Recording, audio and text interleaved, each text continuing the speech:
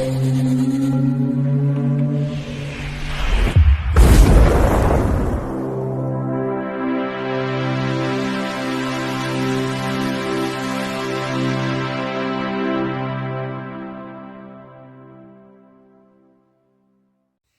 Bayek, it's me, Ian.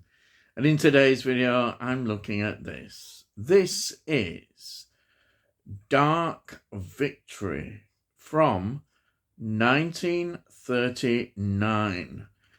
Now, this is an outstanding film. I totally understand how this has got a great reputation. I really do. It's an outstanding, and it's dealing with a subject that maybe Hollywood has not looked at, and I think that really elevates what we have in this film, combined with a great script, great direction, and great acting. It is a superb film. And this is a context of a Hollywood film. It is outstanding. It's 104 minutes long. Rotten Tomatoes give it 85%, which I think is fair. It's over the years, its reputation has been enhanced so much, I think, definitely. And that is reflected in this. It's written by Casey Robinson, who, among films that he'd written, Captain Blood, 1935, The Old Maid, 1939, One Foot in Heaven, 1941, Passage to Marseille, 1944, The Egyptian, 1934, While the City Sleeps, 1936, and this is based on a play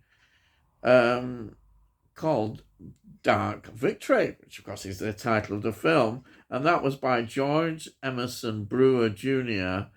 and Bertram Bloch. Now this is directed by Edmund Golding. Edmund Golding, now, he goes back in terms of his direction from 1916 with Little Lady Eileen. And then the films he directed, quite a career. This is just some.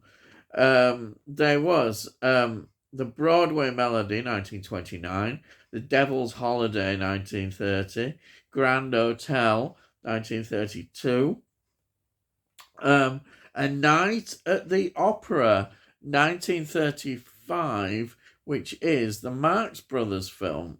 What a fantastic film that is, if you like the Marx Brothers. Also, That Certain Woman, 1937, The Dawn Patrol, 1938, The Old Maid, this film keeps popping up, 1939, because guess who's in it? Yes, The Constant Nymph, 1943, Of Human Bondage, 1944, Nightmare Alley, 1947, Teenage Rebel, 1956, and Mardi Gras, 1958. That is an incredible amount. And this, I haven't even included all. There's such a lot. What a career, say, going back from 1916 right through to 1948 as a director. So he bridges the silent era right well into the talkie era. And that is an amazing. So what's this film in terms of the cast? Well, it's dominated by one person, really. Maybe that's been unfair to the others, but they're all superb form in this film. But it's added by the legend that is Betty Davis, who plays Judith Traherne. What an actress. And that is reflected in the amount of films in her career. Um, Starting with the very first film, 1931, Bad Sister. She was in Of Human Bondage, 1934. She was in Jezebel, 1938. That was Oscar-nominated film. The Old Maid, which I've just mentioned before, 1939. She was in Deception, 1946. She was in All About Eve. All About Eve. Wow, that is a very well received film, critically amazing. That is. A Phone Call from a Stranger, 1952. And of course, Whatever Happened to Baby Jane, 1962, which is a legendary film with Joan Crawford in. Wow, the two rivals together in a film. What can you say? Amazing film. And of course, then she did this Hammer film, The Nanny, 1965. Where is she superb? The great thing about Bette Davis is her career continued right into her late years. She went through the whole thing in terms of Hollywood. What an amazing actress. And then she was in Burnt Offerings. Yes, Burnt Offerings, that's a great horror film, 1976. Return from Witch Mountain, 1978. The Watcher in the Woods, 1980. And Wicked Stepmother was her last film in 1989. So, what a career. What a legend. Then we've got George Brent, who plays Dr. Frederick Steele. And Bette Davis and him played together in so many films opposite each other. I think it's about 11 films, something like that. They were... she married many times. And the person that she was starring in films, I think a lot of people thought, oh, why she married him? But they got on well, and she had a lot of, in many ways, she's very close to him, but they didn't marry. Anyhow, George Brent goes back to 1932 with The Rich Are Always With Us. Then Luxury Liner, 1933. 42nd Street, 1933. Babyface, 1933. Front Page Woman, 1935. Special Agent, 1935. And Jezebel, of course, which we mentioned, 1938. And then The Old Maid again, we mentioned that, 1939. Then The Great Lie, 1941. My Reputation, 1946. Luxury Liner, 1948, yes. And Tangier Incident, 1953. And Mexican Manhunt, 1953.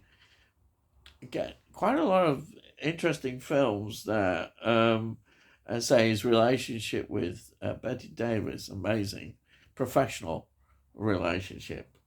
And then we've got Humphrey Bogart, plays Michael O'Leary. Humphrey Bogart, in this stage, he was a Warner Brother actor who had to appear in a certain amount of films. This was one of them. He wasn't the star, as you say, he wasn't the star in this film, which he would gain the stardom. And his performances are always interesting, especially in this one, as he's got kind of an Irish accent, which he does. So, films that Bogart was, well, he started in 1930 with A Devil with Women, then Two Against the World, 1936. Dead End, 1937. Let's have a look. Yes, The Roaring Twenties, 1939. Oh, he was already building up in the 30s quite a lot of films. Somewhere he wasn't in the starring role, somewhere he was. He was just getting there, more popular. The Return of Dr. X, 1939. what an interesting film that is. It's a sci-fi film. Yeah, a sci-fi film with Humphrey Bogart. I think that's great. When I saw that, I thought fantastic. Uh, um, and then he was in I, Sierra, 1941, and of course, perhaps one of his most famous films, and there are a few of them, The Maltese Falcon, 1941, and then the year after that, 1942, Casablanca. These are the films, the legendary films, which are all talked about. And to have and to have not. 1944, that one is. And then this is with Bacall. So his relationship with Lauren Bacall, when I see that on screen, I think it's the perfect. And then he'd get married as well. Because in The Big Sleep, 1946, I really put that on as one of my favourite films, actually. It's such a great performance by them both. It's a Philip Marlowe story. He's wonderful. And the chemistry between them two is absolutely amazing. If you've never seen The Big Sleep, go and watch it. It epitomizes that particular era and their relationship in the films. Anyhow, I'm supposed to be reviewing this film, not that one. Also, he was in The Treasures of Sierra Madre, 1948. Key Largo, wow, that is another important film, 1948. In a Lonely Place, 1950. And, of course, The African Queen, again, that's an important film, 1951. The Caine Mutiny, 1954. That's a very interesting war film. And then The Desperate Hours, oh wow, 1955. What was an absolute amazing set of films that is. Then we have got here Geraldine Fitzgerald playing Anne King. She was an English actress who is now out in Hollywood, making a reputation and gaining a brilliant reputation. And you can see this when I describe some of the films that she was in. She's in a supporting role in this film, but yeah, she's great to see her. She was in Blind Justice, 1934, Wuthering Heights, 1939, with Laurence Olivier. Oh, wow, that's a great adaptation of the novel. Oh, wow, Wuthering Heights, fantastic. Flight from Destiny, 1941, The Strange Affair of Uncle Harry, 1945. The late Edwin Black, 1951. The Pawnbroker, 1964. The Last American Hero, 1973. He's going back here. The Mango Tree, 1977. And then, this was a big hit, I remember, 1981, Arthur. Yes, Arthur with Dudley Moore. That was a big hit. She's in that. And then, an absolute favourite film of mine, Poltergeist 2, The Other Side, 1986, which I think is a wonderful sequel. It follows Poltergeist, the first one, so good. I love it with that creepy preacher. Anyhow, I'm going off track again. So she's in that. And then she was in the follow-up to Arthur 2 on the Rocks in 1988. What an amazing career. Some films, fantastic. And then I'll mention one more actor in this film. And he's, quite famous in terms of his story for many reasons. It was Ronald Reagan playing Alex Ham. Of course, Ronald Reagan became president of America. But before that, he was a film star. Now, films that he was in, some of the key films. 1937, Love is on the Air. The Angels Wash Their Faces, 1939. He was in $1 Million Baby, 1941. He was in Duke Girl 1942. He was in This Is the Army 1943. Um, let's have a look. He was in Hellcats of the Navy 1957. What a title. Law and Order 1953. That one is. Yeah, 1953. And then The Killers 1964 is his last film. And then he obviously got into politics. I think he became governor of California. And from that, the American president. So, yeah, those are the actors in this film. I've been going on quite a long time, yeah, but it's a film that you can't help going on about.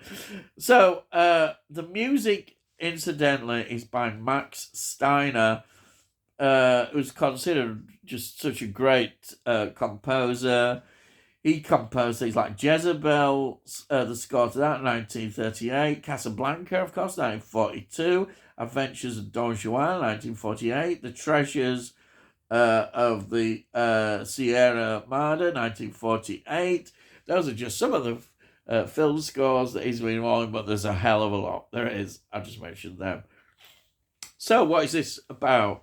Well, we see Judith Traherne, which is played by Bette Davis, and she's a carefree, independent sort of socialite heiress, as they are in these Hollywood era films. Bags of money, as you can expect, rich background, and she's got a passion for horses, but she has been getting these dizzy spells and headaches, and it all starts coming to a head. This has been going on for quite a few months, and as I say, it all comes to a head. She falls, and downstairs she ends up seeing a specialist, and the specialist doctor, who's called Dr. Frederick Steele, he of course discovers that in fact she's got a brain tumor and it's inoperable. She's going to die. So there we are. And it's how their relationship develops, how she takes that on. And it's wonderful. The acting is absolutely superb. And the story is great. And their relationship, the doctor falls in love with her, they get married. It's wonderful. Honestly, it's wonderful, but the dilemma, it's all there. Such a young woman facing this, it's fantastic. It way it's portrayed, and that has to go down to Bette Davis giving an absolutely superb performance. I just loved it, absolutely loved it. It's an Oscar-winning performance, definitely. But it would have been. But of course, 1939 had two big films. It had Gone with the Wind and The Wizard of Oz. I don't think, unfortunately, she ever would have any chance against them. Another year, she probably would have done. But, you couldn't really compete with those. But yet this film maybe got overshadowed by that, and this film is absolutely amazing film. This film should get a full restoration. It should get a 4K release. It's not got I don't think it's even got a Blu-ray release. It may have, maybe on a German one. I'm not sure. But when I came across this, I just got it, and I couldn't see certainly a release here. Maybe it will get one. I hope so, because this film deserves it. And before I go, I'll show you my DVD copy. There it is. Wonderful picture of Bette Davis there. And there's the back. And there is a brilliant documentary on here. Amazing. And I think the quality, it has been remastered, and it upscales really good. So it's not too bad. As I say, I'd still love to see a special release of this. But there's a disc, nice disc. What can I say? Absolutely brilliant. Absolutely loved it. And that's it. I've gone on witchery on far too long.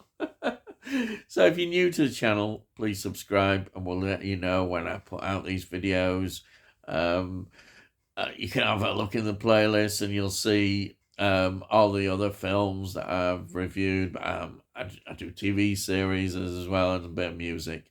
But if you got any comments, please put some comments down and give this a like. If you give it a like, it gets it out onto YouTube and all algorithms and all that. And I'll always answer your comments as well. I love reading them.